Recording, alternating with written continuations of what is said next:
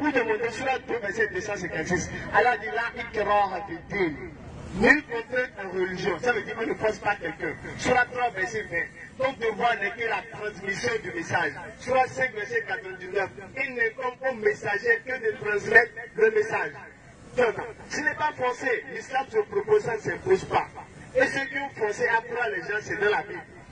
Ça, si tu veux, on va faire ça à part. Mais le thème qui de Jésus-Christ ou de Muhammad est le sauveur de l'humanité. Nos soeurs, nos mamans sont derrière toi. Prouve-les. Ils ont la sorte des versets. Prouve-les que Jésus-Christ a dit de sa propre bouche qu'il a envoyé à l'humanité. Ou là où l'éternel Dieu dit j'ai envoyé Jésus-Christ à l'humanité. Et c'est fini. Nous on t'a prouvé coraniquement, Allah a dit qu'il a envoyé Muhammad, pas seulement à l'humanité, mais à l'univers. Clairement en blanc sur noir. Muhammad lui-même il vient. Dans la sourate 7, verset 158, Muhammad dit, ô homme, je suis pour vous tous le messager d'Allah. Clairement, prouve-nous aussi dans ta Bible où Jésus-Christ dit qu'elle était envoyée à l'humanité. Un seul verset. Un seul verset, c'est fini. Mais dis, Muhammad a fait ci, Muhammad a tué. Tu n'as pas comme Muhammad même. Il t'a fait quoi? Il t'a fait quoi? Hein? Non. Allez, tu entends, ils vont dire, Jésus-Christ a fait ci, Jésus-Christ est comme ça. Non, non, vraiment. On ne va trouver. Ce n'est pas le thème du débat. Reviens dans le débat. Reviens dans le débat. Je viens. Tu dis que Jésus-Christ est le fils pur. Oui, nous on aime Jésus. C'est pourquoi il est fils pur dans le Coran. Vous l'avez maudit. Galates 3, verset 16. On dit que Christ nous a rachetés de la malédiction de la loi étant devenu une malédiction pour nous. Car il est écrit que quiconque est pendu au bois est un homme maudit. Jésus-Christ est pendu au bois, oui ou non pour vous? On dit celui qui est pendu au bois est un homme maudit. Et vous dites oui, Jésus-Christ il est allé sur la croix pour nous. Donc il est devenu maudit pour vous. Donc vous avez maudit Jésus. On l'a purifié. Il est béni dans le Coran. Tu vois. Maintenant, quand tu prends le Coran pour te soulager. On se retrouve dans ta Bible, ton Christ est maudit. Et tu crois en ce qui est important. On dit ton Dieu est maudit. Mais laquelle Dieu l'a maudit? Hein? Tu dis, tu vas dire. On continue. Tu dis, Jésus-Christ est parole de vérité. Jésus-Christ est parole de vérité dont il doute. Elle dit que c'est les musulmans qui doutent. Tu as lu le verset où? Dans le Coran. On a dit ce qu'il y a dans le Coran ne doute pas. Donc vous-même qui avez notre livre là, on doute de ça. Et toi qui n'avais pas le livre, toi tu viens à l'Est, tu dirais c'est de toi, cela te concerne. Ce n'est pas nous qui doutons. Si l'on doutait que Jésus-Christ est la parole de Dieu, ça ne sera pas dans le Coran. C'est dans notre Coran, non point ça. Et toi tu viens dire que l'on doute. Ah, toi aussi, il faut utiliser le Saint-Esprit un peu. On continue. Tu sais pourquoi Allah a dit qu'il est parole de vérité? C'est parce que les Juifs ne croyaient pas que Jésus-Christ soit vraiment un envoyé de l'éternel Dieu. C'est pourquoi ils ne croyaient pas. Donc pourquoi Allah a dit qu'il est parole de vérité? Parce que normalement, si Jésus-Christ était conçu, et pas seulement la vertu du Saint-Esprit, Marie, elle a seulement deux chromosomes, X et X. Donc normalement, si elle n'a pas eu de rapport avec un homme, l'enfant qu'elle doit accoucher doit être une fille. Parce que la fille a un génotype XX. Tu comprends? Je ne sais pas si tu as fait la biologie. Donc ça c'est la raison, tu vois. Donc normalement, Jésus-Christ a eu de mettre une fille. Parce que sa maman là, elle a deux chromosomes X et X. Et les filles ont les chromosomes XX. C'est quand c'est un homme, lui là, X et Y. Tu comprends? Donc eux ne croyaient pas que Jésus-Christ soit vraiment le fils de Marie. C'est pourquoi Allah a dit c'est une parole de vérité dont les Juifs doutent. C'est pas nous les musulmans, non, croient en Jésus-Christ. Un musulman qui ne croit pas en Jésus-Christ, s'il meurt, c'est l'enfer. La seule religion qui accepte tous les prophètes véritables envoyés par l'éternel Dieu sont les musulmans.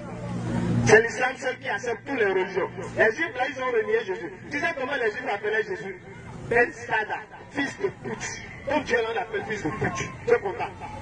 Comme Dieu, on dit fils de pute. On dit non, il n'est pas fils de pute, il est un fils pur. Mais vous vous dites non, lui il est maudit encore. Donc, et vous et les Juifs là, vous êtes les mêmes. Tu vois, on continue. Tu as encore dit quoi? Tu as pris la 4 sur la 4, verset 111, c'est même pas le thème du débat. Et ça prouve même, Allah dit quoi? Dans le verset. Ça c'est la réputation catégorique de la Trinité. Allah dit n'exagérez pas dans votre religion. Ne dites pas que Allah est Jésus-Christ. Ne dites pas que Jésus-Christ est Dieu. Tu as lu ça dans le Coran. Est-ce que tu crois en ça? Oh pour toi Jésus-Christ c'est Dieu. Comment il peut être Dieu? Comment? Quand Marie était enceinte, elle était enceinte de qui? Elle était enceinte de Dieu. C'est ça. Et là, qui a créé Marie? Hein? Qui a créé Marie? Non, tu ne peux pas répondre. Dans le son de tu vas t'en sortir. C'est même pas le thème du débat. On va laisser. Après, on va se voir. Divinité de Dieu. Divinité de Jésus-Christ. On continue. Oui. S'il vous plaît, s'il vous plaît. Écoutez. Écoute. Bien. Micro, s'il vous plaît. Micro. Non, micro, non, ne parle, il me dit. Écoute. Bien. Le chef des disciples, qui est rempli du Saint-Esprit, écoute ce qu'il a dit par rapport à Jésus-Christ. Vas-y, Acte 5, verset 30. Écoute bien. Vas-y. Le Dieu de notre Père a ressuscité Jésus. Donc Jésus-Christ qui est un Dieu là, on dit c'est Dieu qui l'a ressuscité encore. Quel est le Dieu qui l'a ressuscité? On continue, vas-y. Il a ressuscité Jésus que vous avez tué. Oui. En le prenant au bois. Oui, vas-y. Dieu l'a élevé par sa droite comme prince et sauveur. Comme prince et sauveur, oui. Pour donner à Israël la repentance et le pardon des péchés. Donc pour donner à l'humanité. À Israël. Pour donner à Côte d'Ivoire. À Israël. Pour donner au Bénin. À Israël. Pour donner aux Juifs. À Israël. On dit pour donner à Israël. Pour donner à Israël. Donc si Jésus-Christ est péché, si Jésus-Christ est sauveur, il n'est sauveur que Israël. C'est Pierre qui disait, le chef des disciples, qui est rempli du Saint-Esprit. Il va les nommer sur derrière toi, il faut leur donner des versets pour qu'ils puissent se soulager. Moi, je vous dis, il ne peut pas démontrer. Il ne peut pas démontrer que Jésus-Christ est envoyé à l'humanité. Tu sais pourquoi? Parce que Jésus-Christ ne l'a jamais dit.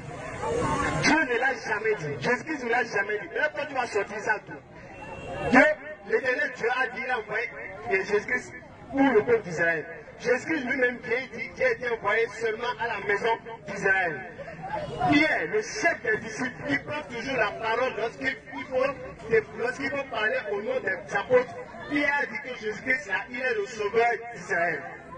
Paul, le prophète des païens, Paul, qui a écrit plus de 90% de l'évangile, il t'a dit que Jésus-Christ est envoyé pour Israël. Acte 13, verset 23. Écoute très bien. Acte 13, verset 23. Regarde. Dans la famille de David, Dieu a fait naître, comme il l'avait promis, un sauveur pour le peuple d'Israël. C'est Jésus. C'est rentré. On dit Dieu a fait naître un sauveur pour le peuple d'Israël. Ce sauveur, c'est Jésus, selon Paul. Il est sauveur d'Israël. Donc maintenant, tu viens en 2021, tu dis non, c'est pour l'humanité. Entre toi et Paul, qui m'a. Entre toi et Paul, qui m'a. Dieu a dit vrai. Jésus a dit vrai. Et Pierre, le chef des disciples, il a dit vrai. Paul a dit vrai. Maintenant, quand tu viens, tu dis non, tout cela c'est faux. Jésus t'a envoyé à l'humanité. Pourquoi vous êtes comme ça, nous? Pourquoi? Pourquoi vous n'aimez pas Jésus? Jésus-Christ dit Jean 14, verset 24. Celui qui ne m'aime pas ne garde pas les paroles. Le soutien de Jésus, il faut garder sa parole. Ça veut dire ce qu'il dit là, c'est ça qu'il faut dire. Ce qu'il n'a pas dit ne dit pas. Hein? Est-ce qu'il a dit qu'il était envoyé en Israël? Même sur le ciel des saints chutants là, tu ne peux pas trouver un verset où Jésus-Christ dit qu'il était envoyé à Israël, même pas parabole. Même parabole. À l'humanité plutôt.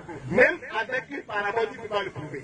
Si tu prends Matthieu 28, 19, puis il dit aller partout dans le monde, il t'attend là-bas. Pour venir, pour prendre ça. Tu sais que tu vas prendre ça. Prends ça, on va échanger. On continue. Jésus-Christ, quand il a choisi ses disciples, dans Matthieu 10, verset 5, qu'est-ce qu'il les a dit? On dit Jésus-Christ, quels sont les 12 que Jésus-Christ a choisis?